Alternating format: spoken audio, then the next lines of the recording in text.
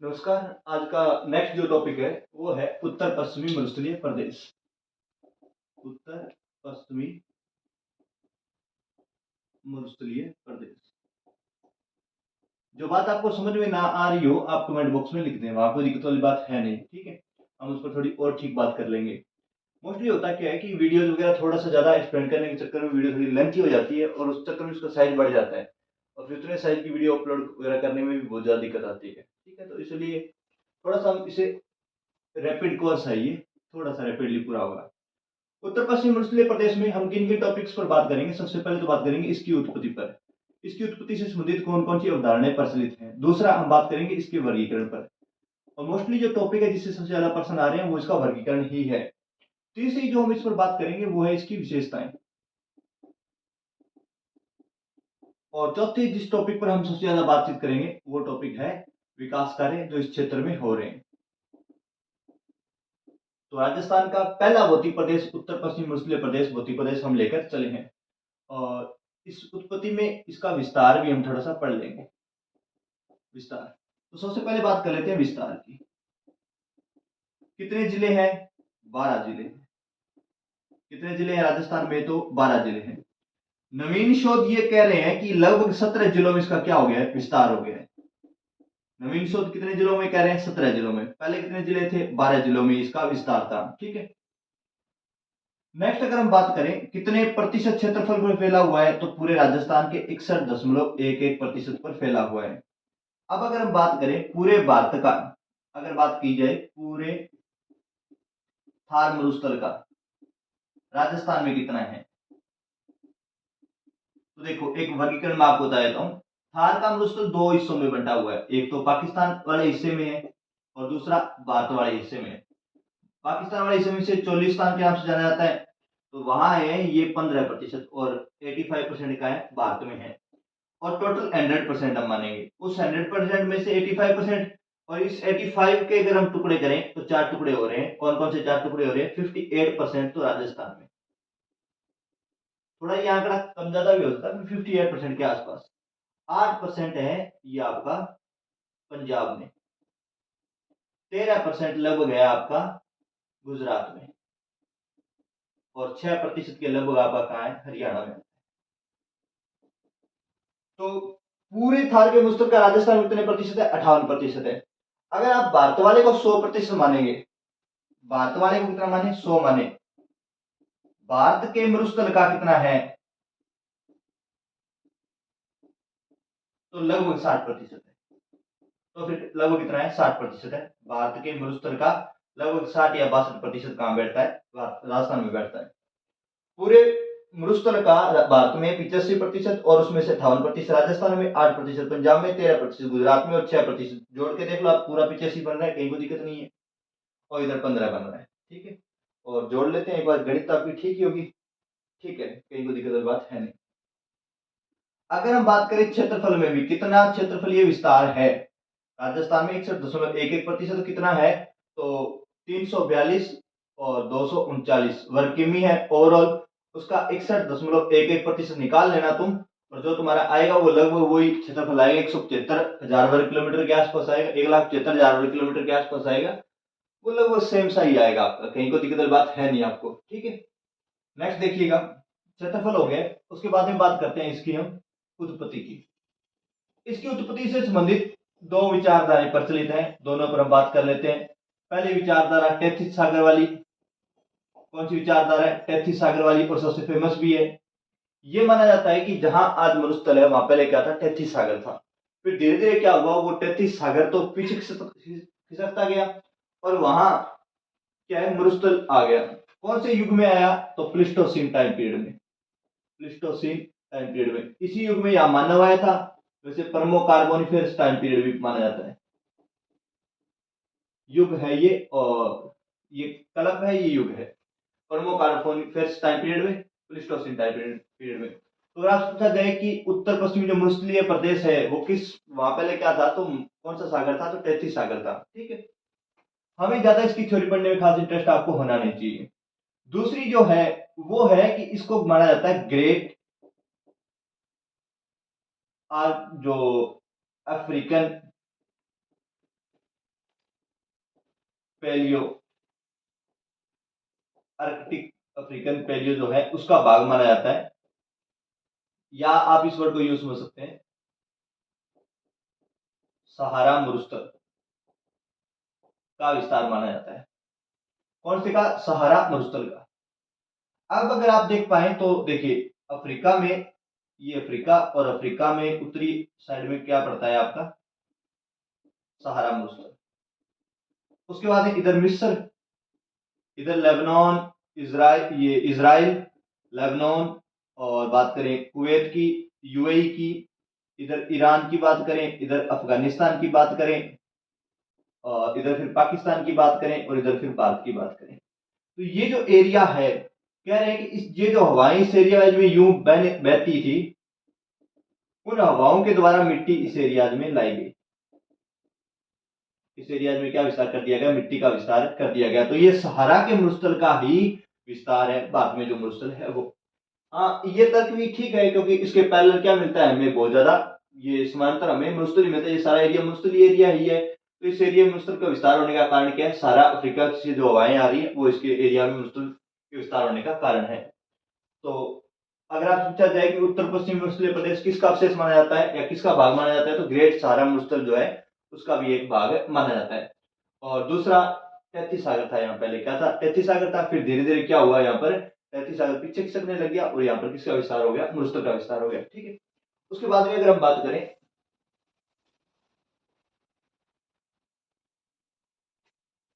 इसके वर्गीकरण की, उत्पत्ति पर हमारी बात लगभग होगी है।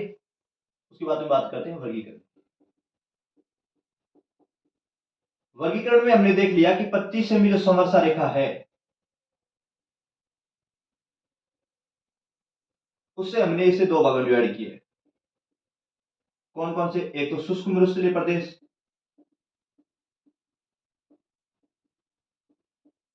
और दूसरा विभाजन है इसका अर्ध शुष्क मरुस्थलीय प्रदेश।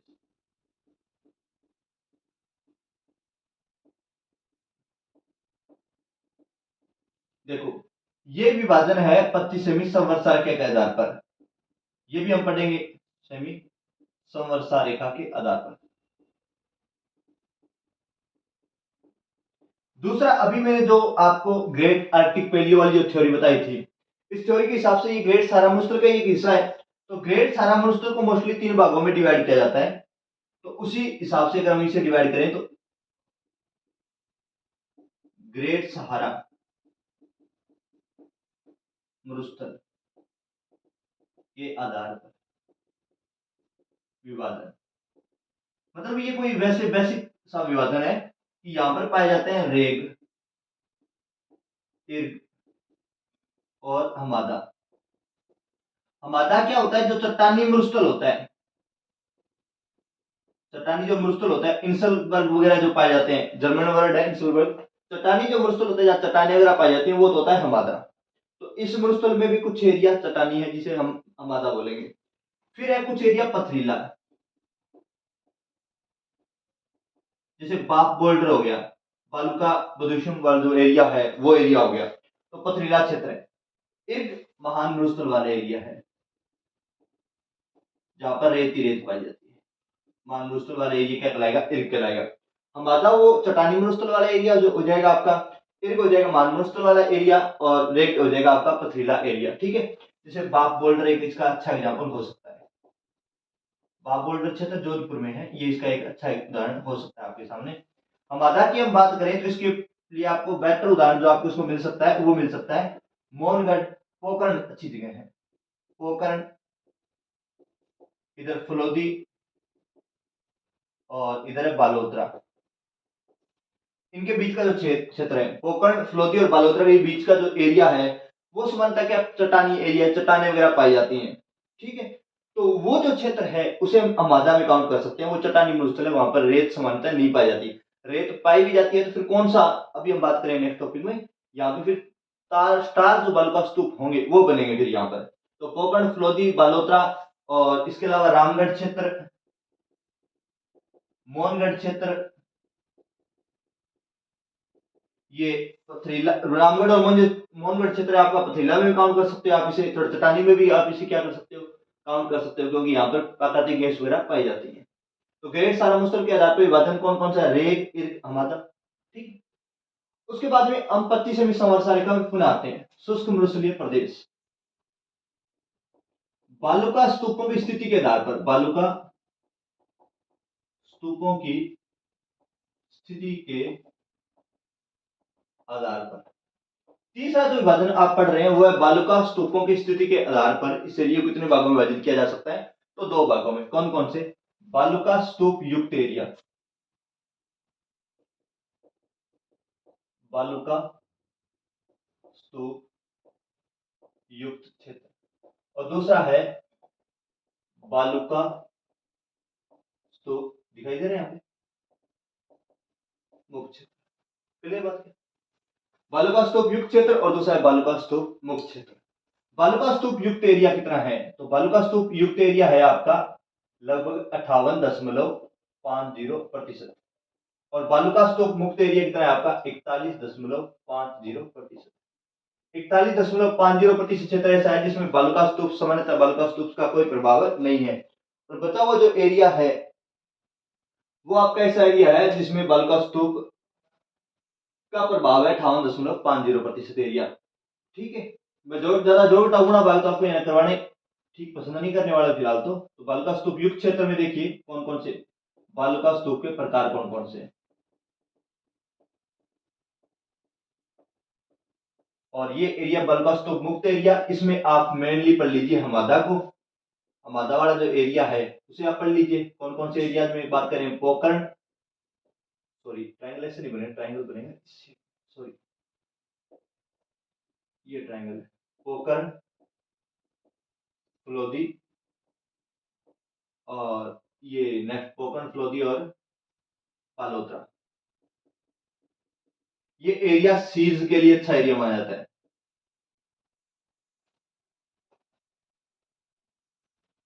दिखाई नहीं दे रहा क्या? करेंगे फ्लोदी तो नजर आ रहा होगा, नहीं दिखाई दे रहा। तो यहाँ फ्लोदी लिखा हुआ है, यहाँ पे फ्लोदी लिखा हुआ है। सीज, सीज क्या? सोलर एनर्जी इंटरप्राइजेस जोन है, जहाँ पे सोलर एनर्जी वगैरह बनाई जा रही है। यहाँ पे वो आप क्या बोलते हैं उसको, सोलर एनर्जी की जो प्लेट्स वगैरह होती है वो लगाई जा सकती है। सोलर एनर्जी देखिए इस क्षेत्र में जो मरुस्थलीय क्षेत्र है वो वरदान है सोलर एनर्जी के लिए। सूरज महादेव जो है, सूरज महाराज, वो सुबह जल्दी आ जाते हैं और शाम तक लेट तक जाते हैं, तो ठीक वर्किंग टाइम पीरियड है इनका यहाँ। पर समस्या ये है कि इस क्षेत्र में धूल वगैरह खूब उड़ती है, तो जैसे प्लेट्स वगैरह आपने लगा दी और फिर बालुका स्तूप वगैरह की जो धूल उड़ेगी बालुका स्तूप द्वारा, तो वो उसे आच्छादित कर लेती है, प्लेट्स वगैरह खराब हो जाती हैं।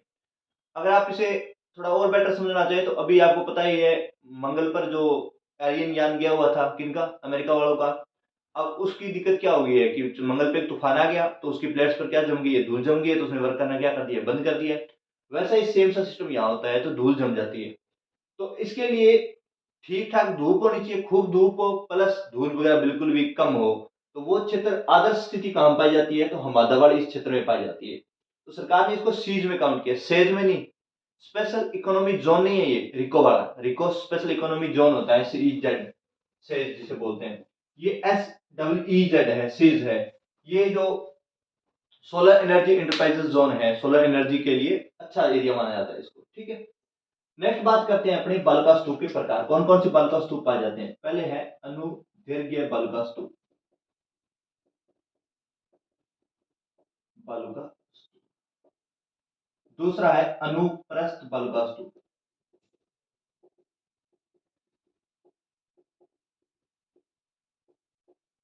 तीसरी अगर हम बात करें बरखान बालुका स्तूप।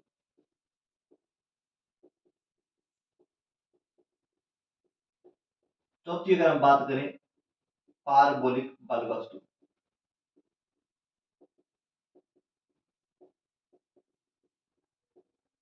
पांचवी अगर हम बात करें तो इनके बीच में अगर यहां कर लेते तो थोड़ा ठीक रहता। चलो यहां कर लेते हैं नेटवर्क बालुका स्तूप, बालुका। छठी हम बात करें तो नेटवर्क के बाद है स्टार बालुका स्तूप या तारा बालुका स्तूप।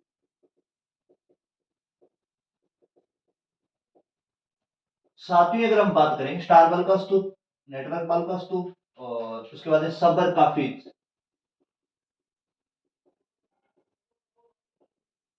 बालू का स्तूप। दो और रह गए, अभी हम बात करेंगे उनकी, तो मोस्टली देखिए अनुदैर्घ्य बल का स्तूप, जो वायु की दिशा के क्या बनते हैं, समांतर बनते हैं। वायु की दिशा के समांतर जिनका निर्माण होता है उन्हें हम कौन से बोलते हैं, अनुदैर्घ्य बल का स्तूप बोल देते हैं। अनुप्रस्थ बल का स्तूप, जो वायु की दिशा के समकोण, वायु की दिशा के समकोण बनते हैं। बरखान बल का स्तूप होते हैं, ये वायु की दिशा के समकोण ही बनते हैं। ये भी वायु की दिशा के समकोण बनते हैं, लेकिन इनकी जो ऊंचाई होती है वो थोड़ी सी ज्यादा होती है अनुप्रस्थ की तुलना में। पार्बोलिक बल का स्तूप, ये भी हेयर पिन की, महिलाओं की हेयर पिन के समान ये भी बल का स्तूप है।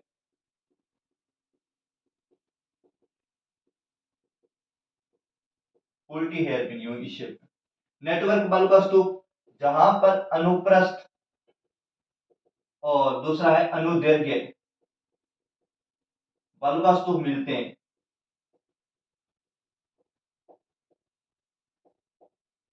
जहां पर अनुप्रस्थ और अनुदैर्घ्य बल का स्तूप मिलते हैं वहां नेटवर्क बनता है, और वो नेटवर्क बल का स्तूप होते हैं। स्टार बल का स्तूप क्या होते हैं, पथरीले एरियाज में पाए जाते हैं। समानते कौन से क्षेत्र में पाए जाते हैं, पथरीले क्षेत्र में।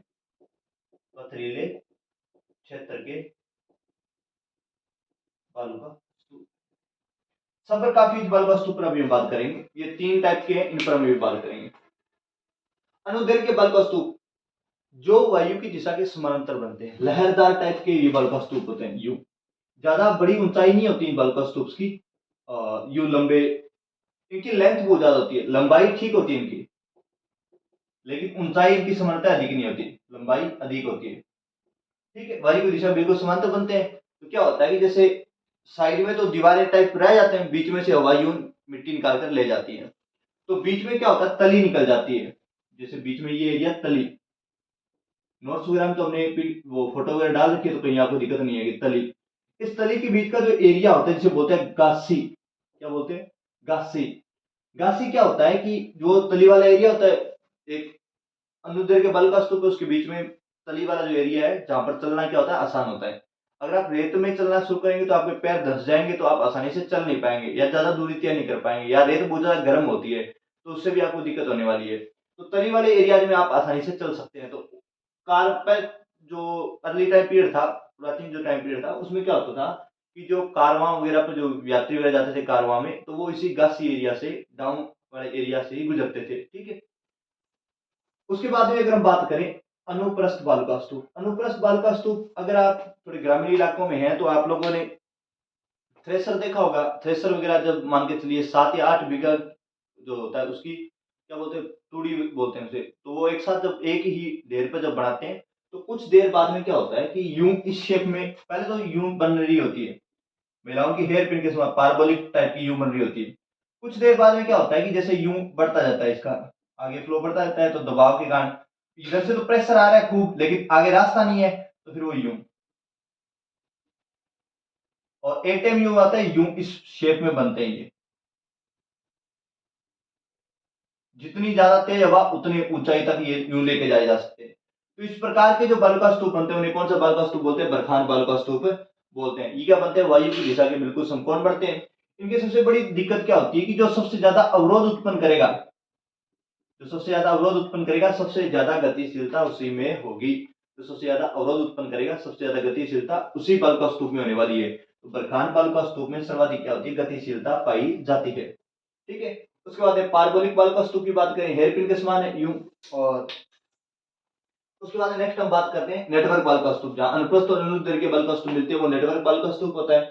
स्टार बल का स्तूप क्या होता है, होता क्या है कि जब बम्बूलिया समझते हैं आप, हवा का वो जो बाउंडर होता है, वो जब रेत वगैरह उठाकर ऊपर ले जाता है, जो पथरीले एरिया से गुजरता है, तो उसके अंदर जो क्या बोलते हैं उसको, निम्न वायुदाब के अंदर होता है, जब वो टूटता है या बिखरता है निम्न वायुदाब के अंदर, तो अचानक से वो मिट्टी यूं नीचे गिरा देता है। जब वो अचानक से यूं मिट्टी गिराता है, तो आप मान के चलिए थोड़ी सी एक मुट्ठी में रेत भरिए और पथरीले एरिया पर यूं दे मारिए, जब आप दें वहां पे मारेंगे, तो इस प्रकार क्या है, वो बिखर जाएगी मिट्टी। सेंटर में तो ठीक ठाक मिट्टी पड़ी रहेगी, लेकिन साइड में मिट्टी यूं बिखर जाएगी। इस प्रकार के जो बल का स्तूप बनते हैं उन्हें कौन से बल का स्तूप बोलते हैं, स्टार बल का स्तूप बोलते हैं। मोस्टली कहाँ पाए जाते हैं ये, तो पथरीले एरिया में, पथरीला एरियाज कहाँ है? हमादा, कोकण, फलोदी और बालोतरा वाले एरियाज में ये क्षेत्र पाया जाता है। ठीक है, तो नेक्स्ट अभी तक हमने बात की है कौन कौन सी? पहले तो उत्पत्ति पर हमने, पहले तो विस्तार पर 12 जिलों में विस्तार है, 17 जिलों में अभी 12 जिले प्राचीन है, नया विस्तार कितने जिलों में आ गया? 17 जिलों में आ गया। क्षेत्रफल 61.11% है, और आप ये कैलकुलेशन कर लीजिएगा। पूरे थार मरुस्थल का 100% माने तो फिर उसमें से पाक में 15% है, भारत में 85% है, 85% का 58% राजस्थान में, 8% पंजाब में, 13% गुजरात में, और लगभग 6% कहाँ है? हरियाणा में। ठीक है, उसके बाद में हम नेक्स्ट बात करें, उत्पत्ति एक तो 33 सागर का अवशेष माना जाता है, और दूसरा ग्रेट सारा मरुस्थल, ग्रेट आर्कटिक पैलियो का अवशेष माना जाता है। दो हो गए। उसके बाद में हमने बात की वर्गीकरण पर, तो सबसे पहला वर्गीकरण 25 सेमी संवत्सर रेखा का वर्गीकरण। शुष्क मरुस्थलीय प्रदेश 25 सेमी संवत्सर रेखा के जो पश्चिमी तरफ का हिस्सा होगा उसे हम क्या बोलेंगे? शुष्क मरुस्थलीय प्रदेश बोलेंगे। और 25 सेमी संवत्सर रेखा के पश्चिम पूर्व का जो एरिया होगा उसे हम क्या बोलेंगे? तो अर्धशुष्क मरुस्थलीय प्रदेश बोलेंगे। उसके बाद में बात करते हैं ग्रेट सारा मरुस्थल के आधार पर विभाजन, तो रेग, इर्ग और हमादा के रूप में। और तीसरा है बालुका स्तूपों की स्थिति के आधार पर, तो बालुका स्तूप युक्त क्षेत्र, बालुका स्तूप मुक्त क्षेत्र। मुक्त एरिया तो कम ही है, तो इसे अंदाजा थोड़ा सा यू लगाया जा सकता है। मैं भी कंफ्यूज सा हो रहा था, मतलब 58% इधर लिखूं या उधर लिखूं, थोड़ा कंफ्यूजन सी आ जाती है। तो बालुका स्तूप मुक्त क्षेत्र 41.50%, बालुका स्तूप युक्त क्षेत्र 58.50%। बालुका स्तूप के प्रकार है, अभी ठीक लिखवा दूंगा मैं आपको क्योंकि जगह कम है यहाँ पर। पोखरण, लोधी और बालोतर के बीच का जो ट्रायंगुलर एरिया है वहां पे बालुका स्तूप मुक्त क्षेत्र है। ये बालुका स्तूप के प्रकार वाला एरिया है। ठीक है, यहाँ तक कोई दिक्कत नहीं है? ठीक है, फिर रुकिए।